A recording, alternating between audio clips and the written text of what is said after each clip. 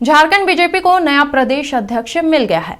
कार्यकारी अध्यक्ष आदित्य साहू को झारखंड बीजेपी की कमान सौंपी गई है। अब वे झारखंड बीजेपी के नए अध्यक्ष चुने गए हैं। बीजेपी की ओर से भव्य कार्यक्रम किया गया। इसमें प्रदेश अध्यक्ष और राष्ट्रीय परिषद के सदस्यों की भी विधिवत घोषणा हुई है। रांची में अभिनंदन कार्यक्रम का आयोजन हुआ। इसमें तमाम बीजेपी के नेता और कार्यकर्ता शामिल हुए।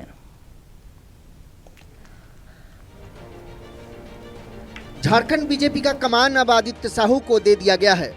आदित्य साहू झारखंड बीजेपी के 13वें अध्यक्ष बने हैं, लिहाजा राजनीतिक चर्चा तेज हो गई है।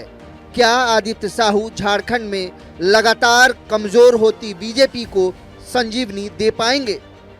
हालांकि बीजेपी गाजे बाजे और उत्साह के साथ आदित्य साहू का स्वागत कर रही है और एक उम्मीद, एक आस लगा रही है कि शायद आदित्य साहू के नेतृत्व में बीजेपी आने वाले दिनों में झारखंड में सत्ता पर काबिज हो पाएगी। और मैं विश्वास के साथ कह सकता हूं कि आदित्य साहू जी के नेतृत्व में निश्चित रूप से भारतीय जनता पार्टी झारखंड प्रदेश और मजबूत होगा और ताकतवर होगा।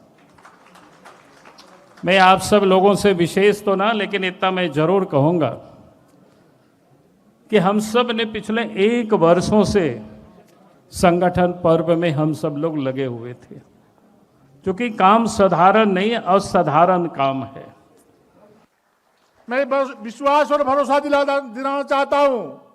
जो संगठन ने जो मुझ पर विश्वास और भरोसा किया है, मैं अपने जीवन का एक एक कण कण, एक एक क्षण क्षण इस राज्य में भारतीय जनता पार्टी को आगे बढ़ाने के लिए मैं एक एक मिनट का समय संगठन को देने का काम करूंगा। हालांकि झारखंड मुक्ति मोर्चा ने बीजेपी के फैसले पर तंज कसते हुए कहा है कि निश्चित तौर पर यह उनका आंतरिक मामला है, लेकिन बीजेपी में कोई लोकतंत्र नहीं है। वह जिसे चाहे प्रदेश अध्यक्ष बना सकते हैं। हालांकि यह देखना बहुत महत्वपूर्ण होगा कि क्या आदित्य साहू भाजपा को संजीवनी दे पाएंगे। खैर, हमारी तरफ से आदित्य साहू जी को बहुत सारी शुभकामनाएं।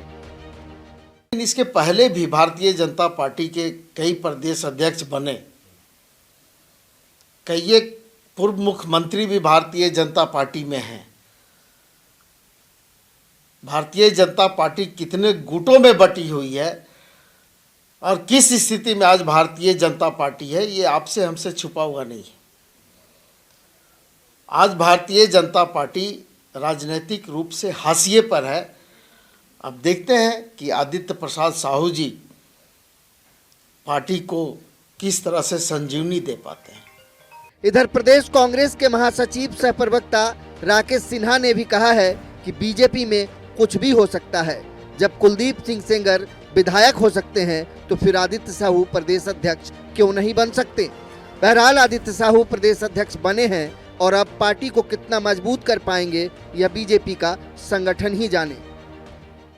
पार्टी का प्रदेश अध्यक्ष कोई भी बने, ये पार्टी का अपना अंदरूनी मामला होता है। जब बृजभूषण सिंह जैसे लोग भाजपा के सांसद हो सकते हैं, कुलदीप सेंगर जैसे लोग भाजपा के विधायक हो सकते हैं, दुष्यंत कुमार जैसे लोग उत्तराखंड के प्रभारी हो सकते हैं, तो हमें लगता है कि आदित्य साहू जी तो इन सबसे बेहतर हैं। तो वो भारतीय जनता पार्टी के प्रदेश अध्यक्ष बने और नेतृत्व की भावना थी। नेतृत्व की भावना के कारण आदित्य साहू जी को प्रदेश का कमान सौंपा गया। इन सबके बीच झारखंड बीजेपी के नए प्रदेश अध्यक्ष आदित्य साहू को कार्यकर्ताओं का कितना समर्थन मिलेगा और बीजेपी की रणनीति जमीन पर कितना उतर पाएगी, ये भी महत्वपूर्ण है।